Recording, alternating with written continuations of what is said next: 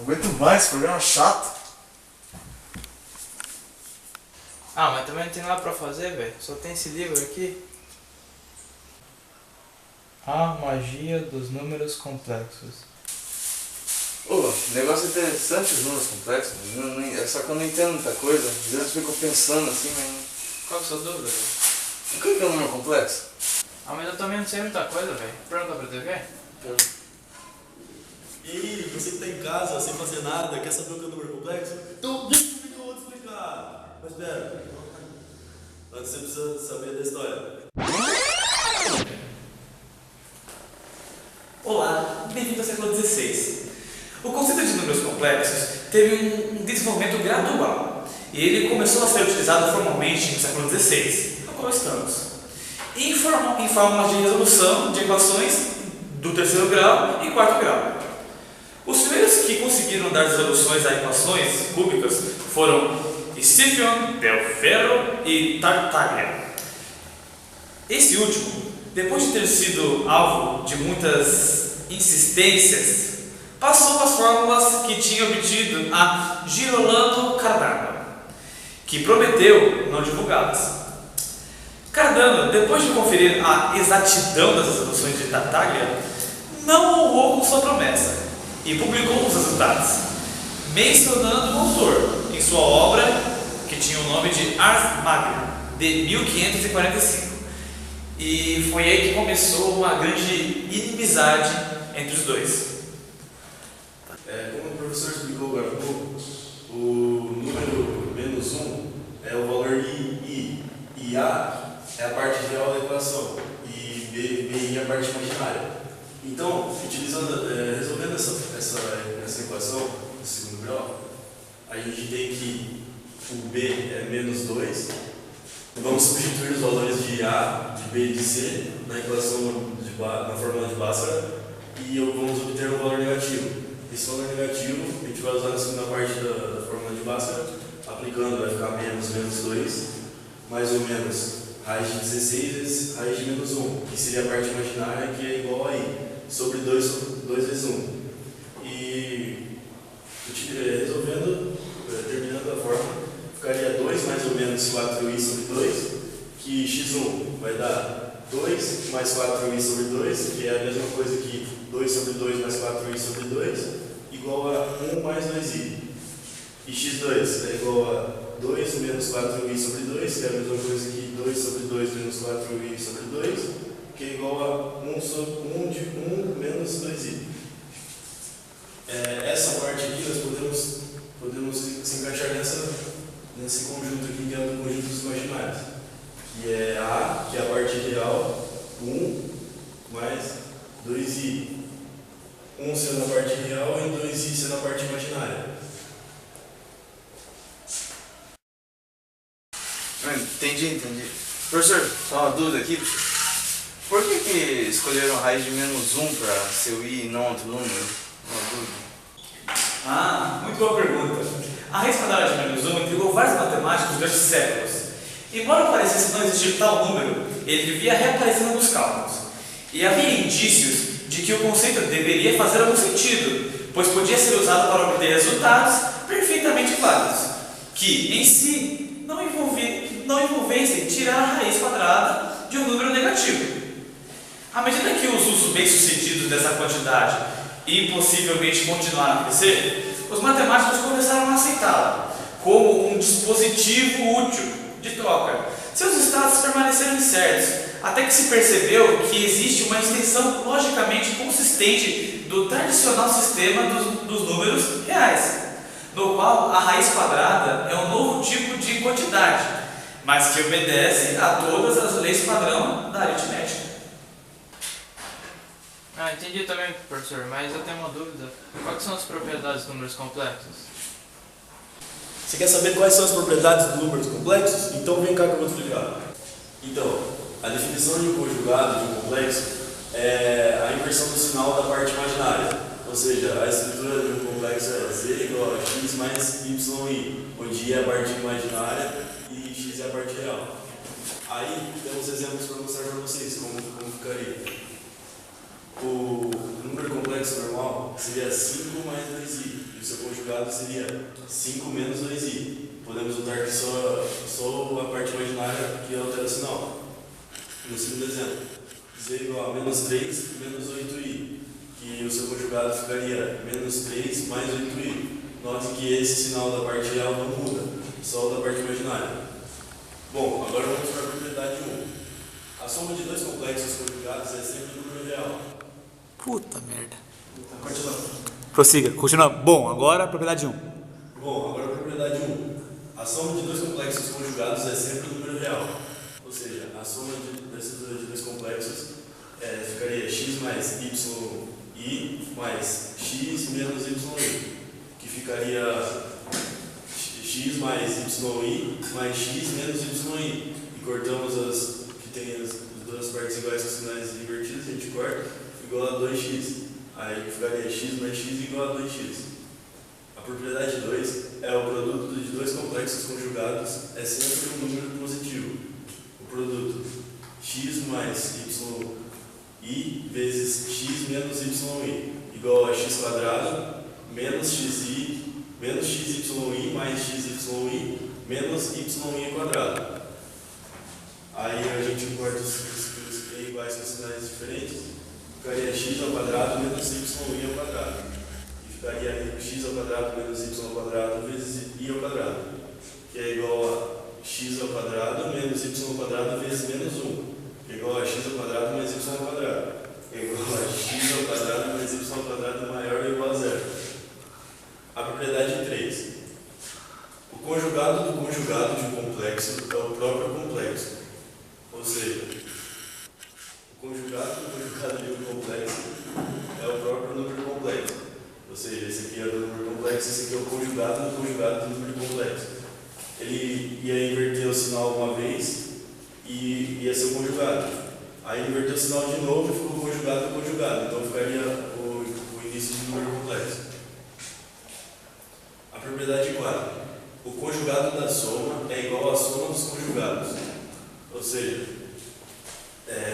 conjugado de z mais z1 mais z2 é igual ao conjugado de z1 mais o conjugado de z2.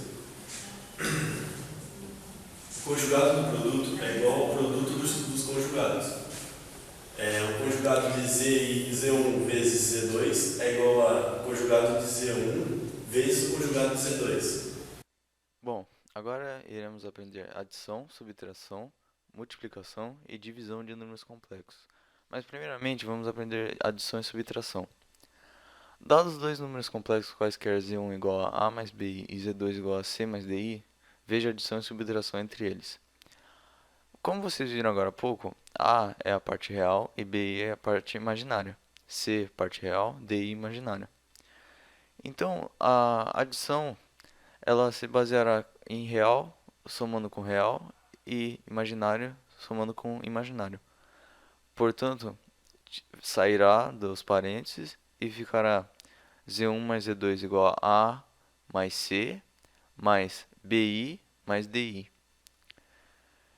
Portanto, z1 mais z2 volta para parênteses, a mais c mais bi mais di, ou b mais d vezes i. A subtração será praticamente a mesma coisa, só mudará o sinal. Então, inicialmente, em vez de já ir de real para real, imaginário para imaginário, fará o jogo de sinal.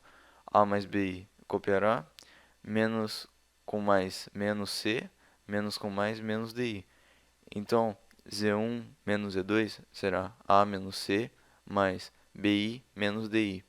Bom, continuando a aula, antes de aprendermos multiplicação e divisão de números complexos, precisamos dominarmos potências de i.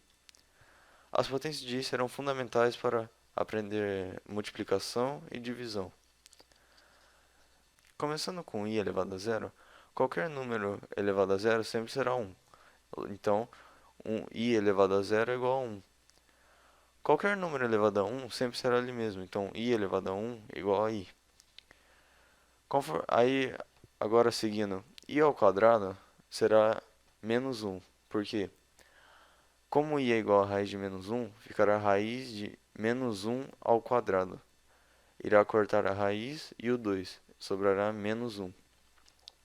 I ao cubo será i ao quadrado vezes i.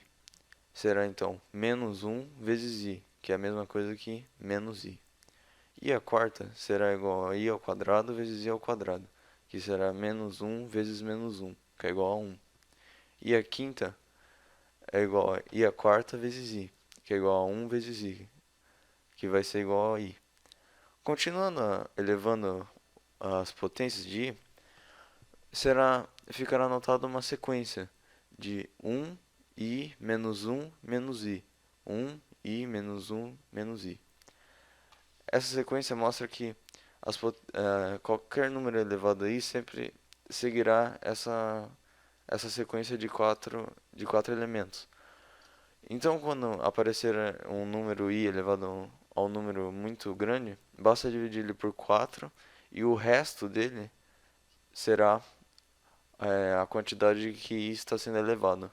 Um exemplo, i elevado a 343, ao dividirmos 343 por 4, chegará ao resto 3.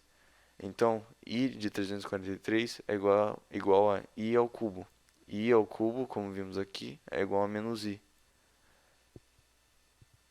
Bom, agora que aprendemos as potências de i, vamos aprender multiplicação. Dados dois números complexos quaisquer, z1 igual a mais bi e z2 igual a c mais di, ao multiplicarmos teremos a mais bi vezes c mais di. Agora não pode mais limitar a parte real com parte real e imaginária com parte imaginária, porque essa é uma multiplicação, portanto terá que fazer a regra do chuveirinho. E fazendo toda essa multiplicação, a vezes c, a vezes di, chegará a esse resultado. AC mais ADI, A mais BCI mais BDI ao quadrado. Lembrando que i ao quadrado é igual a menos 1, multiplicará aqui por menos 1 e ficará AC mais ADI mais BCI menos BD. Agora que não é mais uma multiplicação e sim uma soma, podemos limitar de AC, que são reais, menos BD, que são reais, e ADI imaginário, mais BCI, que é imaginário. Então, a conta terminará assim: AC menos BD, mais AD, mais BC, vezes I, os dois. Portanto, Z1 vezes Z2 será igual a isso. Continuando, para realizar a divisão de números complexos, é preciso lembrar das regras de raízes. Quando um número real é dividido por uma raiz que não possui um valor exato, é necessário fazer uma racionalização para não ficar dividido por uma raiz, por não ter um valor exato. Portanto, quando um número é dividido por uma raiz, multiplica-se em cima e embaixo pela raiz que está aqui. No caso aqui, ficará igual a raiz de 3, não sendo dividido mais por uma raiz, e sim por um número real, o 1. No caso dos números complexos é a mesma coisa. Um número real não pode ser dividido por um número imaginário, já que não possui um valor exato. Portanto, multiplicará em cima, aqui no caso, 1 menos i e 1 menos i em cima e embaixo. Aqui inverte o sinal para poder multiplicar por i e ficar apenas o i ao quadrado, podendo substituir, já que se fosse mais, continuaria ficando com o número imaginário dividindo. Entre menos 2i dividido por 1 menos i mais i, corta o menos i com mais i vezes menos i ao quadrado. Como sabemos, i ao quadrado é igual a menos 1, então ficará menos 1, que ficará 2 menos 2i dividido por 2. Dividido em cima e embaixo por 2, chegará ao resultado, 1 menos i. E agora eu vou explicar para vocês como a gente vai usar os números complexos no dia a dia. Perdeu o sinal, cara. Pô, agora que eu queria saber para que servia no dia a dia os números complexos. Onde é que tá? Qual é que eu quero saber agora? A resposta tá lá fora, mano. Vamos pra rua. Senhor, por favor, um minutinho, não, rapidinho, aqui, ó. O senhor sabe pra que serve e o que é os números complexos? Não, mas eu gostaria de saber. Tá ok, obrigado. Com licença, por favor. Senhor, favor, o senhor sabe o que é e para que serve os números complexos? Sim, sei. O senhor sabe? Sei. Ah, então, tá bom, obrigado. O que o senhor achou do desempenho da equipe no último jogo? Graças a Deus, né, o treinador nos colocou na linha, a gente assumiu 3 pontos, aí ganhou 3 pontos. Se Deus quiser, né, semana que vem tem mais. A torcida pode ficar confiante que a gente está trabalhando forte aí para ser 3 pontos. Graças a Deus, né? Bom, agora é a última pergunta, jogador. Aqui, ó. Eu tenho a pergunta aqui, ó. Por favor, aqui, ó. Muito obrigado. Por favor, pro jogador ali, claro, né? A pergunta aqui, ó. Rapidinho. O senhor sabe o que é e para que serve os números complexos? Não, é movimentação tática. Se a gente não sabe, o professor aí explica melhor e depois a gente pode achar um esquema tático para suprir o número complexo aí. Obrigado. Tá bom, obrigado, hein? Com licença, cidadão. Rapidinho. Uma perguntinha.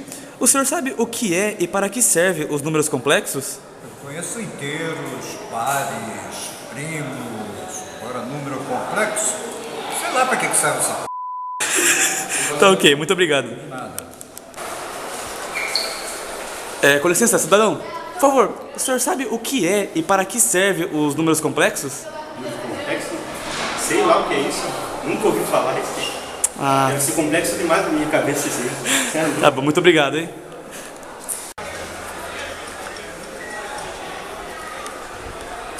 Com licença, cidadão. Por favor, o senhor sabe... Não tô muito afim de conversar não, tá? Não, é rapidinho, senhor. É uma pesquisa. Por favor, o senhor sabe o que é e para que serve os números complexos? Pô, cara, coincidência, hein? Tava acabando de pesquisar aqui, ó. Você pode ver aqui, ó. Muito interessante aí. Pô, o que diz aqui é que os números complexos são amplamente usados na física e na engenharia. Um exemplo simples ocorre no estudo das oscilações, movimentos que repetem periodicamente. Exemplos incluem o tremor de um prédio e outras coisas, como um terremoto, vibração em carros, transmissão da corrente elétrica alternada, coisas muito interessantes. Isso é muito bom no estudo da matemática. O tipo mais simples e fundamental de oscilações assume a forma de cosseno da Valtz T, onde T é o tempo e a fórmula como parte real de uma função complexa E e IWT. Bom, pode ver que usamos para estudar os tremores e as oscilações que temos na matemática.